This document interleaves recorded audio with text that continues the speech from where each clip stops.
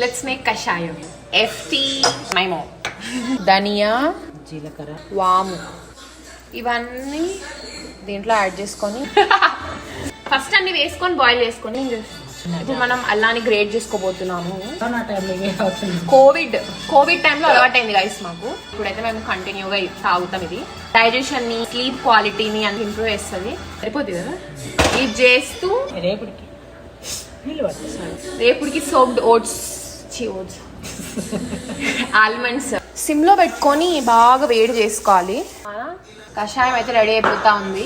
మనం నెయ్యి కూడా ఒక స్పూన్ యాడ్ చేసుకుంటే గట్ హెల్త్ కి ఇంకా చాలా మంచిది. మార్నింగ్ కూడా తాగొచ్చు అని మా అమ్మ నన్ను అలానే చూస్తుంది. ఇప్పుడు చెప్పమా. అయినా పాలు, బూస్ట్, హార్లిక్స్ ఇష్టంగా తాగేవాళ్ళని చూసా కానీ కషాయాన్ని ఇష్టంగా తాగేది అభిజ్ఞ, అక్షయ కూడా తాగేస్తారు. అక్షయ ఎందుకు చెప్పింది అంటే ఇప్పుడు మా చెల్లి కొంచెం ఫైట్ చేసింది అనమాట. నా పేరు ఎందుకు చెప్పలేదు.